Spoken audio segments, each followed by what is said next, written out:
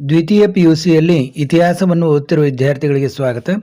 ಈಗ ನೋಡಿ, important 5 marks question ಯಾವುವು ಅಂತ ಬಹಳಷ್ಟು ವಿದ್ಯಾರ್ಥಿಗಳು ಕೇಳ್ತಾ ಇದ್ರು. ಆದ ಕಾರಣ 5 ಅಂಕಕ್ಕೆ ಯಾವ ಪ್ರಶ್ನೆಗಳು ಬರ್ತವೆ ಅನ್ನೋದನ್ನು ನಾನೀಗ ಹೇಳ್ತಾ ಇದ್ದೀನಿ. ಈ ಪ್ರಶ್ನೆಗಳನ್ನು ನೀವು ನೋಡಿದ್ದೇ ಆದರೆ ಇವೇ ಪ್ರಶ್ನೆಗಳು ನೀವು ಪರೀಕ್ಷೆಯಲ್ಲಿ ಬರ್ತವೆ. ಅದರಲ್ಲೇ ವೆರಿ ಇಂಪಾರ್ಟೆಂಟ್ ಪ್ರಶ್ನೆ ಯಾವುವು ಅನ್ನೋದನ್ನು ಕೂಡ ಹೇಳ್ತೀನಿ.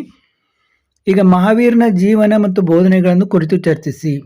ನೋಡಿ, ಒಂದನೇ ಪ್ರಶ್ನೆ ಇದೇನು ಅಷ್ಟೊಂದು ಇಂಪಾರ್ಟೆಂಟ್ ಆದಂಥ ಪ್ರಶ್ನೆ ಅಲ್ಲ. ನೆಕ್ಸ್ಟ್ ಕ್ವಶನ್ ನೋಡಬೇಕಂದ್ರೆ, ಗಾಂಧಾರ ಕಲಾಶೈಲಿಯ ಪ್ರಮುಖ ಲಕ್ಷಣಗಳನ್ನು ವಿವರಿಸಿರಿ. ಇದು ಇಂಪಾರ್ಟೆಂಟ್ ಪ್ರಶ್ನೆ. ಗಾಂಧಾರ ಕಲಾಶೈಲಿಯ ಪ್ರಮುಖ ಲಕ್ಷಣಗಳನ್ನು ವಿವರಿಸಿ. ಚೋಳರ ಗ್ರಾಮಾಡಳಿತವನ್ನು ವಿವರಿಸಿ. ಇದು ನೋಡಿ ವೆರಿ ಇಂಪಾರ್ಟೆಂಟ್ ಕ್ವಶನ್ ಇದು. ಚೋಳರ ಗ್ರಾಮಾಡಳಿತವನ್ನು ವಿವರಿಸಿ. ಬಹಳಷ್ಟು ಸಾರಿ ಕೇಳ್ತಾರೆ ಇದನ್ನು. ಚೋಳರ ಗ್ರಾಮಾಡಳಿತದ ಬಗ್ಗೆ ನಿಮಗೆ ಗೊತ್ತಿರಬೇಕು. ಇದು ತುಂಬ ಇಂಪಾರ್ಟೆಂಟ್ ಅಂತ ಪ್ರಶ್ನೆ. ಮುಂದಿನ ಪ್ರಶ್ನೆ, ಹರ್ಷವರ್ಧನನ ಸಾಧನೆಗಳನ್ನು ವಿವರಿಸಿ. ಇದೇನು ಇಂಪಾರ್ಟೆಂಟ್ ಪ್ರಶ್ನೆ ಅಲ್ಲ. ಇನ್ನು ಹೊಯ್ಸಳ ವಾಸ್ತುಶೈಲಿಯ ಪ್ರಮುಖ ಲಕ್ಷಣಗಳನ್ನು ವಿವರಿಸಿ. ಇದು ಇಂಪಾರ್ಟೆಂಟ್ ಪ್ರಶ್ನೆ. ಹೊಯ್ಸಳ ವಾಸ್ತುಶೈಲಿಯ ಪ್ರಮುಖ ಲಕ್ಷಣಗಳನ್ನು ವಿವರಿಸಿ ಅಂತ. ಇನ್ನು ನೆಕ್ಸ್ಟ್ ನೋಡಿ, ಅಲ್ಲಾವುದ್ದೀನ್ ಖಿಲ್ಜಿಯ ದಕ್ಷಿಣ ದಂಡಯಾತ್ರೆಯ ಬಗ್ಗೆ ವಿವರಣೆ ಬರೆಯಿರಿ. ಇದೇನು ಅಷ್ಟೊಂದು ಇಂಪಾರ್ಟೆಂಟ್ ಆದಂಥ ಪ್ರಶ್ನೆ ಅಲ್ಲ. ಇನ್ನು ಅಲ್ಲಾವುದ್ದೀನ್ ಖಿಲ್ಜಿಯ ಸುಧಾರಣೆಗಳನ್ನು ತಿಳಿಸಿ. ಇದು ಸುಮಾರಾಗಿ ಇಂಪಾರ್ಟೆಂಟ್ ಅಂತ ಹೇಳ್ಬೋದು.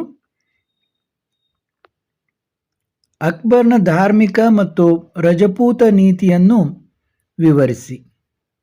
ಇದು ಏನು ಅಷ್ಟೊಂದು ಇಂಪಾರ್ಟೆಂಟ್ ಅಂತ ಪ್ರಶ್ನೆ ಅಲ್ಲ. ಶಿವಾಜಿಯ ದಿಗ್ವಿಜಯಗಳನ್ನು ವಿವರಿಸಿರಿ.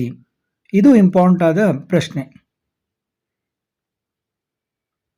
ಶಿವಾಜಿಯ ದಿಗ್ವಿಜಯ ಅಥವಾ ಶಿವಾಜಿಯ ಸಾಧನೆಗಳನ್ನು ವಿವರಿಸಿ ಅಂತ ಕೇಳಬಹುದು.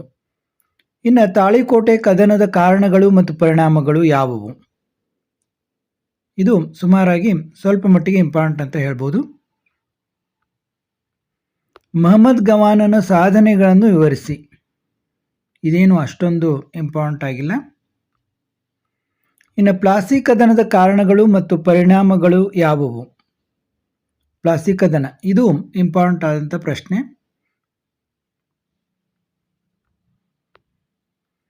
ಬ್ರಿಟಿಷರೊಂದಿಗೆ ಟಿಪ್ಪುವಿನ ಹೋರಾಟವನ್ನು ಚರ್ಚಿಸಿರಿ. ಇದು ಇಂಪಾರ್ಟೆಂಟ್ ಆದಂಥ ಪ್ರಶ್ನೆ.